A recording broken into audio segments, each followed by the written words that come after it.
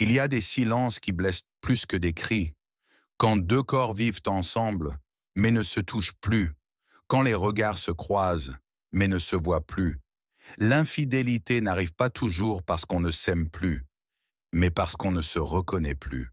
Aujourd'hui, on va parler d'un sujet tabou, intime, douloureux. Pourquoi certains vont chercher du sexe ailleurs? Ce que cela dit de leur couple et surtout d'eux-mêmes. Si tu as déjà souffert d'une trahison ou si tu as toi-même fui ce que tu ne comprenais pas, cette vidéo est pour toi. Ce n'est pas toujours l'amour qui meurt en premier. Parfois, c'est le contact, le regard, la peau. Ce moment simple où deux corps se retrouvaient sans parler. Ce moment rare où l'intimité était un langage à part entière. Et quand ça disparaît, quand le lit devient froid, quand les baisers se font rares, quand le désir s'éteint sans explication, certains ne supportent pas ce vide. Alors ils vont chercher ailleurs, pas toujours par méchanceté, parfois même à contre-cœur, mais ils partent, et la blessure, elle, reste. On pense souvent que ceux qui trompent veulent simplement plus de sexe, plus d'excitation, plus de variété. Mais la vérité est bien plus douloureuse que ça. Chez beaucoup, l'infidélité sexuelle n'est pas une quête de chair, c'est une quête d'existence. C'est quelqu'un qui se sent invisible dans sa relation, non regardé, non désiré, et qui cherche ailleurs la preuve qu'il est encore vivant. Ce n'est pas juste une envie, c'est un cri, un appel silencieux que l'autre n'a pas entendu. Les couples ne se détruisent pas du jour au lendemain. Il n'y a pas un seul moment précis où tout bascule. C'est souvent lent, progressif, silencieux. On commence par se dire « je suis fatigué », puis pas ce soir, puis demain peut-être, et ce demain ne revient jamais. On ne fait plus l'amour, on ne se touche plus, on ne se regarde plus comme avant, mais on reste là, dans le même lit, comme deux étrangers liés par une routine, et l'un des deux finit par étouffer. Le sexe, ce n'est pas que du plaisir, c'est un échange profond, un moment où l'on se sent choisi, aimé, accepté. Quand cela disparaît, certains vivent ça comme un rejet profond. Tu ne me désires plus, tu ne me touches plus, je ne suis plus important, pour toi. Et ce vide émotionnel, il blesse. Et quand on est blessé, on cherche un pansement, même provisoire, même ailleurs.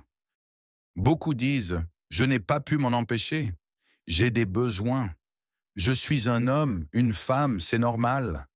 Mais en creusant, ce n'est pas juste le corps qui avait faim, c'était le cœur, c'était l'ego, c'était l'âme. Car ce qu'on va chercher dans les bras d'un autre, ce n'est pas qu'un orgasme, c'est un regard, une attention, une sensation d'être à nouveau vivant, important, désirable. Et cela ne se soigne pas avec des excuses. Fuir l'intimité, c'est fuir la vulnérabilité. Et tromper, c'est fuir le dialogue. Car il est souvent plus facile d'aller chercher ailleurs, plutôt que d'affronter ce qui ne va plus chez soi. Parler de son manque, dire qu'on se sent seul, dire qu'on se sent rejeté, tout cela demande du courage. Et l'infidélité devient parfois une échappatoire pour ceux qui n'ont pas su parler à temps. Il n'y a pas de réponse unique. Certaines personnes considèrent l'infidélité sexuelle comme une trahison irréversible. D'autres y voient un symptôme plus qu'une cause, un signal d'alarme, pas la fin. Mais une chose est sûre, tout ne se répare pas et tout ne se jette pas non plus. Il faut du courage pour pardonner, il faut du courage pour assumer et parfois, il faut du courage pour partir. Ce n'est pas une justification que tu dois chercher, c'est une vérité, la tienne. Pourquoi l'as-tu fait? Qu'est-ce que tu cherchais vraiment? Et surtout, as-tu compris ce que tu as détruit? Car on peut aimer quelqu'un et le blesser. On peut se perdre, mais encore faut-il avoir l'honnêteté de vouloir se retrouver. Tromper n'est pas une fatalité, mais c'est un choix. Et tout choix a ses conséquences. Tu n'es pas responsable de l'acte de l'autre. Tu n'as pas été pas assez. Tu n'as pas mérité ça. Tu as été trahi. Mais maintenant, une autre question se pose. Est-ce que tu veux reconstruire ou te reconstruire seul? Les deux chemins sont valables. Les deux exigent du courage. Les deux demandent que tu ne t'oublies pas. Et si on avait osé dire « je me sens seul », j'ai besoin de tendresse. Je ne veux pas qu'on se perde. Peut-être que l'infidélité n'aurait jamais eu sa place.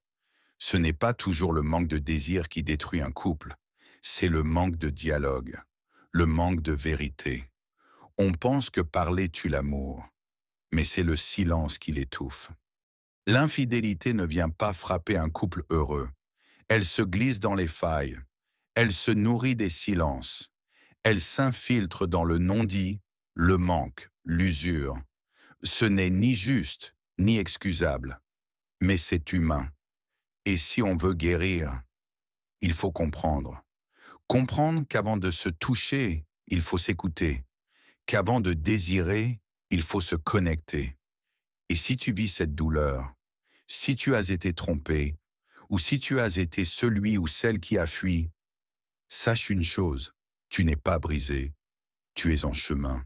Et sur ce chemin, il y a peut-être une vérité plus grande encore que la fidélité, la responsabilité, le courage de regarder en soi et de choisir enfin l'amour vrai, l'amour honnête, l'amour qui parle avant qu'il ne soit trop tard. L'infidélité ne détruit pas seulement un couple, elle fracture l'estime, le cœur, la confiance. Mais elle peut aussi être un signal, un cri que personne n'a voulu entendre. Ce n'est pas toujours une fin, parfois c'est un réveil.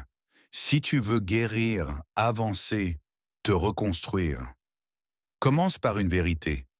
Tu mérites un amour qui ne t'abandonne pas dans le silence. Merci d'avoir regardé jusqu'au bout. Abonne-toi, partage cette vidéo et n'oublie pas, l'amour véritable commence là où l'on ose se dire la vérité. Un cœur brisé ne se recolle jamais à l'identique. Mais parfois, c'est dans les fissures que la lumière entre.